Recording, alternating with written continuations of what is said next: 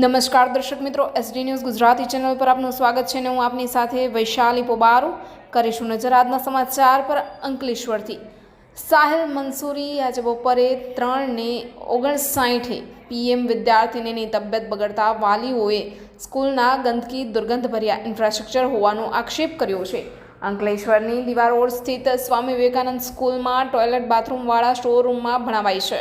દુર્ગંધ અને ગંદકીથી એક વિદ્યાર્થીની બીમાર પડી જતા વાલીઓ વિફર્યા। સ્વામી વિવેકાનંદ એકેડમી ભરૂચ તારીખ 29/7/2024 ના દિવસે બીમાર પડી ગઈ હોવાનું રજૂઆત માટે આવી ગયા હતા। આ પ્રકારની પરિસ્થિતિઓમાં પ્રાથમિક મુદ્દાઓ પણ અભ્યાસ કરવામાં આવે છે। વિદ્યાર્થીઓને અભ્યાસ તાત્કાલિક ધ્યાને લેવામાં આવવાનું સ્કૂલના ક્લાસમાં ટોયલેટ કરાવવામાં આવે છે। આ બાબતે બાથરૂમવાળા સ્ટોરરૂમને વર્ગખંડ તરીકે ઉપયોગ કરી વિદ્યાર્થીઓને ત્યાં અભ્યાસ કરાવવામાં આવે છે, જ્યાં અસંખ્ય દુર્ગંધ વચ્ચે વિદ્યાર્થીઓને ભણાવવામાં આવતા હોવાની માહિતી સાંપડી છે। વાલીઓ દ્વારા અગાઉ પણ રજૂઆતો કરવામાં આવી હોવા છતાં સંસ્થા દ્વારા કોઈ પણ યોગ્ય પગલાં લેવામાં ન આવ્યા, જેથી પોતાના બાળકો બીમાર ન પડે તે માટે એક સમયના NSUIના જોઈએ સ્કૂલમાં યોગ્ય ઇન્ફ્રાસ્ટ્રક્ચરનો અભાવ જોવા મળી રહ્યો છે। આવામાં આ સ્કૂલને પરમિશન કેવી રીતે મળી તે જ તપાસનો વિષય બની ગયો છે।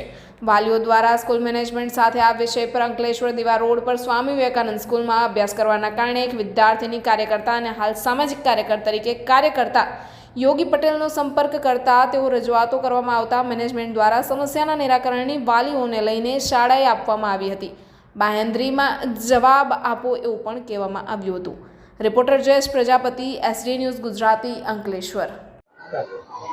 ભરૂચ જિલ્લાની અંદર શૈક્ષણિક સત્ર શરૂ થતાં જ શાળાઓની પોતાની મનમાની શરૂ થઈ ગઈ છે। વિદ્યાનું મંદિરની અંદર વિદ્યા આપવાના બદલે ફક્ત ને ફક્ત પૈસા ઉઘરાવવાનું સાધન બની ગયું હોય એ પ્રમાણેનું લાગી રહ્યું છે।